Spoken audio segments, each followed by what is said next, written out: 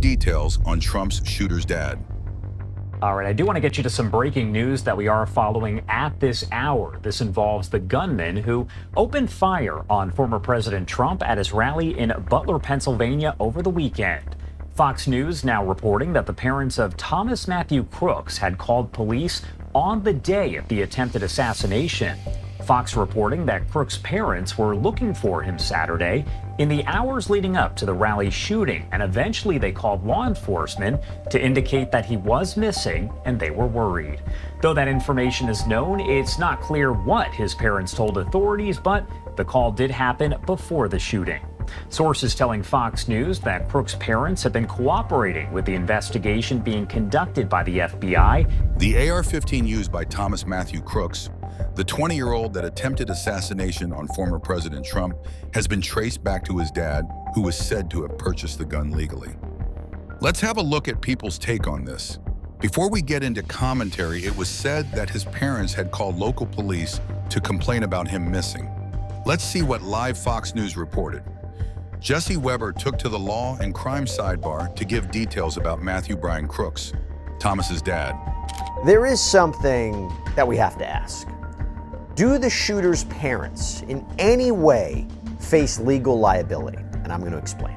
So authorities have identified 20-year-old Thomas Matthew Crooks as the shooter, the man who opened fire on that pro-Trump rally in Butler, Pennsylvania, from an adjacent roof about 130 to 150 yards away, resulted in injuries to former President Donald Trump, two other individuals, 57-year-old David Dutch, 74-year-old James Copenhaver, and tragically, it also led to the death of 50-year-old Corey Compatore, who lost his life while trying to protect his family that day.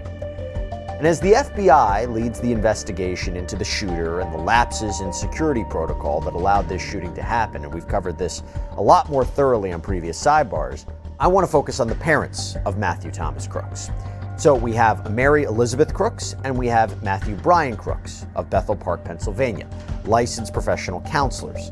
A neighbor has described them as nice people, that this came out of nowhere, that no one expected this. Another neighbor came out and told Crooks' parents, "Please don't blame yourself, it was not your fault."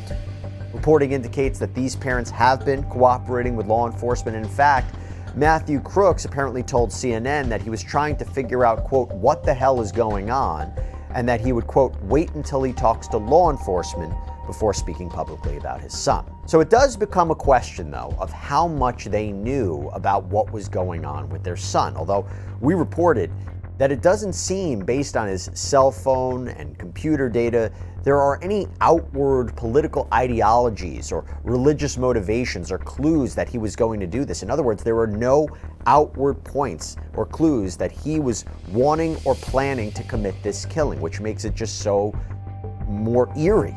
And it seems Crooks was a nursing home worker, no criminal history. His employer, Bethel Park Skilled Nursing and Rehab Center, said his background check was clean. They were shocked by what happened. Crooks was living with his parents in the suburban neighborhood in Bethel Park. It's about 50 miles away from the shooting. But here is where it gets interesting.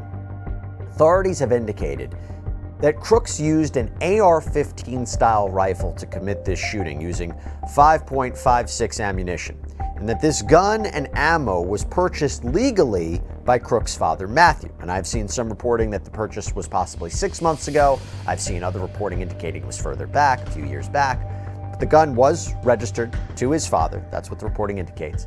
In fact, it was one of 20 guns registered with the shooter's father. That's what's been reported as well. And apparently this was all kept in the home.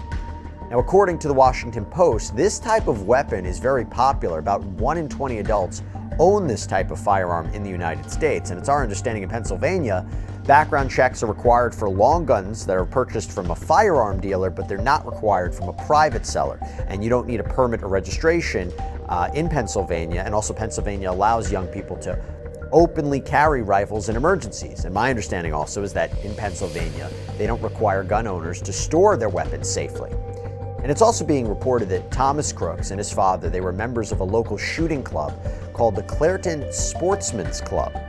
So with all of that in mind, Are the parents legally responsible? Can they be criminally charged in any way? Charlie Langton also gave his take on the dad and the possible consequences attached to Thomas's parents, especially his dad because of his son's possession of the ammunition. Let's see what he has to say. Let's do a hypothetical here. This is still early, but again, there's no evidence to suggest this. But if they did have knowledge that he was building explosives, if they did have knowledge that he could gain access to the gun, if they even knew what he was planning to do but didn't do anything, could then this be a different kind of case? Yes, I think it could be a different case. And the facts that we're changing, because we're speculating now, if the dad or mother knew that this guy was building up bombs or acquiring weapons and acquiring ammunition, and maybe, I need a little more facts here, but maybe he suggested he didn't like Trump, he didn't like politicians or something like that, I could see a better case being made for the prosecution of the government in this case. Better. Because then there is a link, there's that connection between the illegal activity. I'm assuming making bombs is illegal in Pennsylvania. And if the father knew that his son, I don't care what age at this point in time, were making bombs, and maybe the father bought some bombs, maybe some of these guns or ammunition are used in the bomb making process, I don't know. But even if it was, now there's a better connection between the parents and the alleged illegal activity, and then the connection with ultimately the shooting in the Trump situation. That's a better case. I'm not saying a great case. Paul Rivera Jr. posted on X regarding Thomas' parents. This kid's story is starting to pan out eerily similar to Ethan Crumley, the Oxford, Michigan school shooter. Thomas Crooks's dad bought him the gun. Both parents are certified behavioral health counselors, so they knew he had underlying issues, just like Crumley's parents knew. Only a matter of time before we learn all about the parents, probably having extramarital affairs and other stupid narcissistic shit that contributed to Crook's mental instability. Not giving him any kind of pass. Nor am I playing devil's advocate by any means. I'm just saying, let's take a closer look at the parents. Another local media, Channel 4 News, gives details about Matthew Crooks.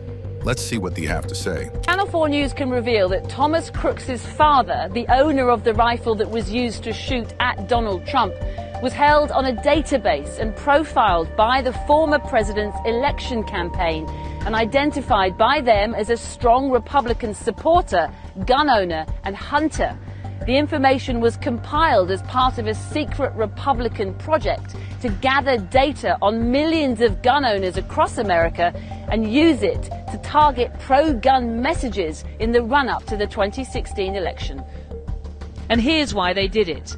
The city of Pittsburgh is a key battleground in the critical swing state of Pennsylvania, so voters here are always heavily profiled and targeted by political parties, like the Trump campaign in 2016, which held voters' details on a database, including, as we've discovered, the shooter's family, Matthew Crooks and his wife Mary, who lived here at 2506 Milford Drive in Bethel Park.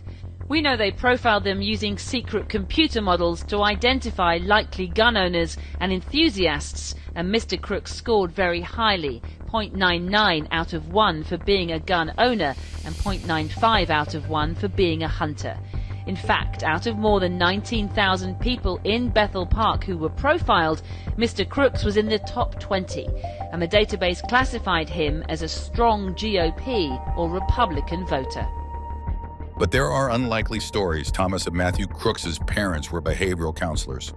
Thomas Matthew Crooks' parents were registered Democrats while he was a Republican. And this means they would have noticed their son's mental issue or poisoned his mind. You know well, psychology. Back to the discovery. Now to the very latest on the attempted assassination on former President Donald Trump. The investigation revealing new details about the suspected shooter. FBI says it has conducted more than 100 interviews and has searched the home and devices of the 20-year-old suspect. ABC's Christian Cordero is live in Washington with the latest developments. Christian? Ellen, Colleen, great to be with you both again. Investigators say they're starting to get a more clear picture of who the deceased suspect was. Questions remain about how he got onto the rooftop of the Pennsylvania rally, as well as his motive. Today, investigators are learning more about the suspected gunman at Saturday's Trump rally in Pennsylvania. According to an FBI and Homeland Security bulletin sent to law enforcement nationwide, on the day of the Trump rally, 20-year-old Thomas Matthew Crooks purchased 50 rounds of ammunition from a gun shop in Bethel Park, Pennsylvania. Law enforcement sources say on the day of the rally, Crooks, a member at a local gun club, told his father he was going to a shooting range, and that's when his father allegedly gave him the rifle used in the attack. FBI investigators say while they've conducted hundreds of interviews and scoured his social media and phone, a motive remains unclear. Investigators are also looking into how Crooks successfully got onto the roof to fire shots towards the former president, killing one man and injuring two others. And so what prevented this from becoming an even greater crisis was not the skill of the Secret Service, it was luck. And we cannot depend on luck when it comes to the protection of presidential candidates. Today, two congressmen, Democrat Richie Torres and Republican Mike Lawler, announced plans to introduce a bill to enhance Secret Service protection for the top three presidential candidates. We need answers as to how that security breach happened, where the breakdown in preparation was, where the breakdown in communication was. The Secret Service director sitting down with ABC's Pierre Thomas, calling the shooting unacceptable, promising transparency in the investigation. The buck stops with me. I am the director of the Secret Service, and I need to make sure that we are performing a review and that we are giving resources to our personnel as necessary. Kim Cheadle, who you just heard from, says the Secret Service was responsible for the inner perimeter of the rally where Trump was, but local police were responsible for the outer perimeter where the gunman was. She's scheduled to testify before the House Oversight Committee on Monday.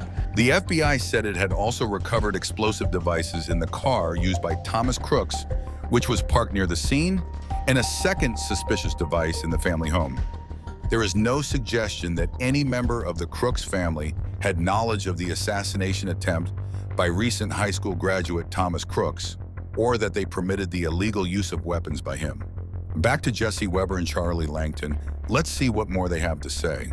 But to be clear, and I want to be very, very clear about this, there is no indication at this point that the parents are in any way responsible for what happened. I can't be more clear about that. But having said that, if the gun was purchased by the father, we do have to ask some questions. So I ask this question of potential legal liability for the parents. What are you thinking about? I'll give you the short answer is no. And I looked at the very same thing because it struck me, the first thing that struck me was that the father in the Crumley case bought the gun for Ethan Crumley, the shooter. And then the father in this case bought the gun for his son, the Trump shooter. But there's a big difference here. Ethan Crumley, the shooter at the Oxford High School, was 15 years old. This guy was 20 years old. And under Michigan law, and the only way that the prosecutor brought this case was because that the parents have a legal duty to take care of their minor son. And if they breach that duty in a reckless way, then a jury could find involuntary manslaughter. And there were a number of jury instructions on that, and a number of instructions to the jury in both the James and Jennifer Crumley trial about the duty on a parent to protect the child. And as you said just a minute ago, if you don't store your guns the right way, and if you are reckless in giving a 15-year-old a gun, etc., and not taking the kid out of school when you knew or should have known that the child had some mental illness and could have posed a danger, you breached the duty as a parent. That's Crumley. But that's not the case here. He was 20 years old, an adult, who under, as I understand Pennsylvania law, I don't practice there, but it's similar to Michigan, is that there's no duty on the part of the parent to take care of an otherwise healthy 20-year-old. So Something similar connects this case and that of Ethan Crumley. Let's go further on their take. I think that's a good point. And I would argue if I was representing the minor shooter, that yes, it would not be foreseeable that he would take the gun. It's a very good point. Yes, in the Crumley case, we had the additional argument that there was a piece of paper that was shown to the Crumley parents.